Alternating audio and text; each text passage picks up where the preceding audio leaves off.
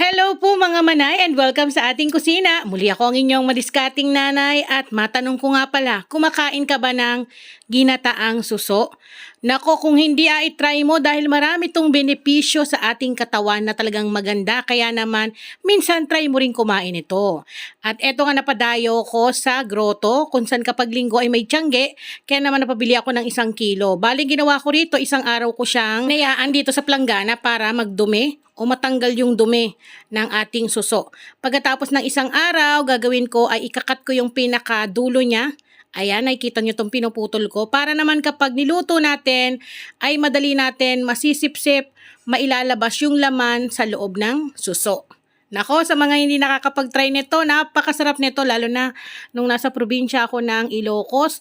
Tapos, samahan pa ng pako. Kaso wala akong nakitang pako, kaya naman ito na lang yung aking mga gagamitin. So maglalagay ako ng papaya dahil meron kaming tanim na papaya. Sasamahan na natin yan para mas marami at dagdag sa ating pangulam. Gayun din, maghihiwa na rin ako ng luya, pampatanggal ng lansa. Sasamahan na rin natin ang sibuyas. Pwede rin naman ang pulang sibuyas kung ayun ang meron sa inyo. Pagkatapos ko mag-slice ng ating sibuyas, susundan natin ng ilang butel ng bawang, pipit-pitin at tatadtarin ko ng pino. At dito, gagamit tayo ng, ang tawag dito ay spinach. Instead of pako, dahil wala akong makitang pako, madalang dito ang pako sa amin mga manay, kaya naman, ito na lang yung naisipan ko. Pwede rin naman po ang malunggay, lalo na kapag kayo ay nagpapadede sa inyong mga anak. Napakaganda nito yung suso, tapos may malunggay. Ngayon, pwede na tayo mag-start magluto. Maglalagay lang ako ng mga 2 kutsara ng mantika, igigisa ko yung ating luya at bawang, para lumabas yung aroma at talaga nakakatulong to para pampatanggal din po ng lansa. Pagkatapos natin maigisa, isusunod natin ang sibuyas.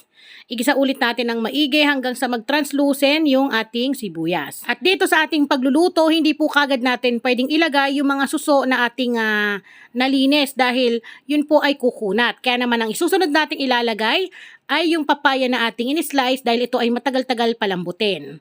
Sasabawan natin yan ng pangalawang piga ng niyog na 3 cups. Then haluin lamang po natin at tatakpan natin. Hayaan natin ng ilang minuto.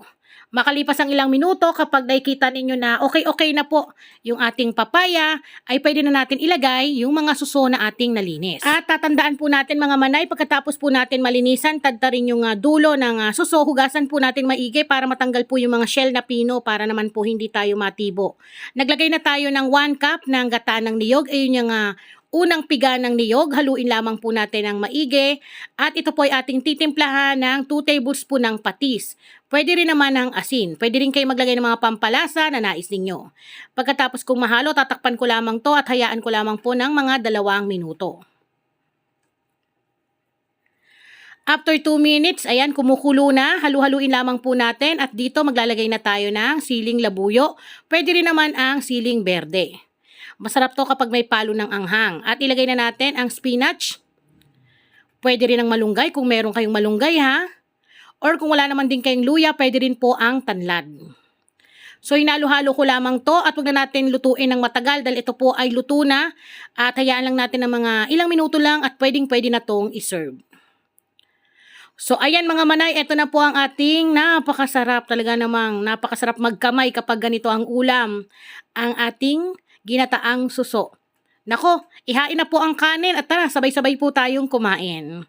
So pwede na po natin tong iserve sa ating pamilya. Isang masarap na ulam na simple lang sa iyong paningin pero wag ka, ito'y masustansya at talaga namang mapapa-unli-rice ka. So muli ako po ang inyong madiskating nanay, magkita-kita po ulit tayo sa susunod kaya naman tara na po, kain po tayo!